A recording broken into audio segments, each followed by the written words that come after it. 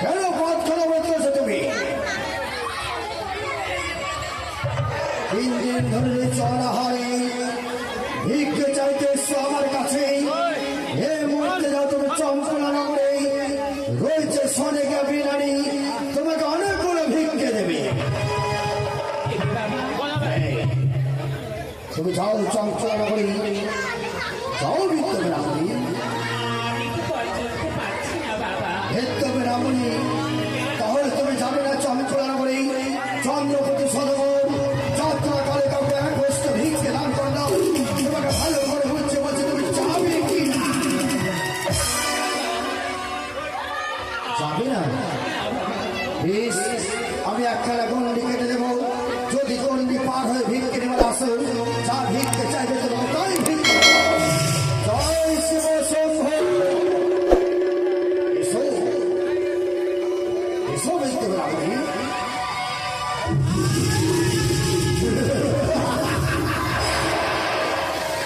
এসো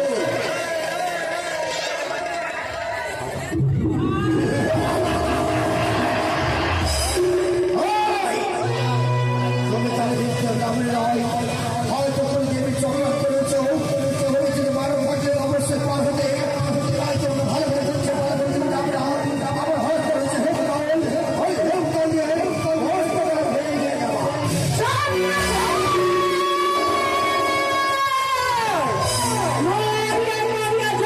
তুমি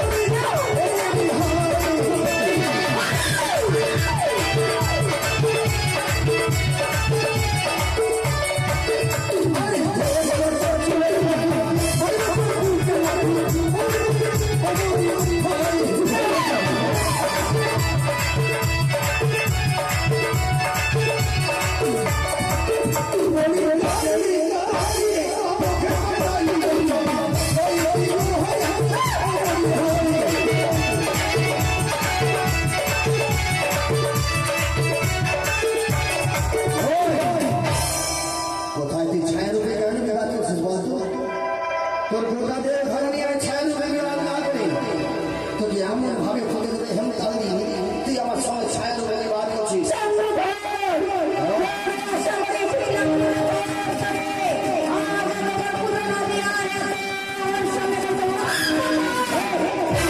তুই ভেবেছিস আমি কিছুই জানি না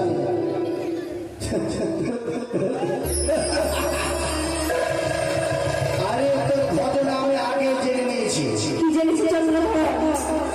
যে ধাত্রীমা লক্ষ্মীন্দারকে প্রসব বেদনাকে উদ্ধার করেছে সে ধাত্রীমা সহায় বিদাতা করেছে সাজা ধাত্রীমা লক্ষ্মীন্দারকে দেখে চোখেরই কাঁদত একদিন লক্ষ্মীন্দার এসে বলছে পিতা কেন ধাত্রীমা দেখে কাঁদে আমার তাই ধাত্রীমাকে দেখে আশপাশে জিজ্ঞাসা করছিলাম সেই কোনো ভাবে বলছিল না চাবক আঘাত করার পরে কি বলছে জানিস কি বলেছি চন্দ্রধর? যদি লক্ষ্মীবারের বিবাহ দিই হ্যাঁ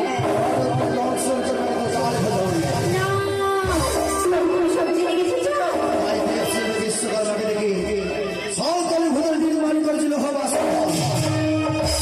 বাসর ঘরে এক বিরোধীরা পারই প্রবেশ করছে তবে আমাকে দেখে নিব চালাক কি করে তুমি তোমার পুত্রকে রক্ষা করো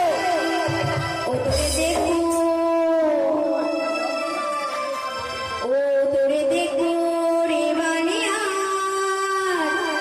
চান সদা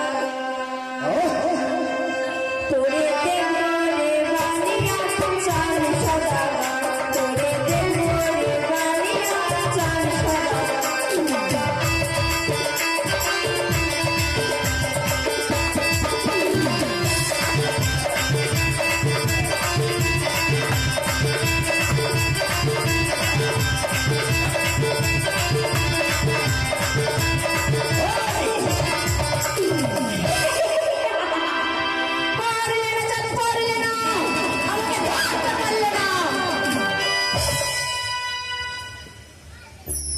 কি বলতে চাইছিস আজ এই আনন্দের দিনে বলি চাঁদ সহিংসায় আমার কাছে বাড়ছে না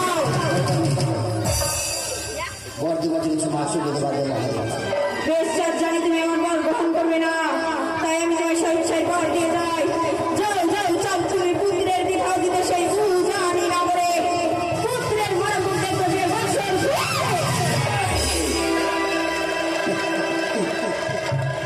প্রতিদিন নাকি মরার মধ্যে বাসে বলতে পারে হ্যালো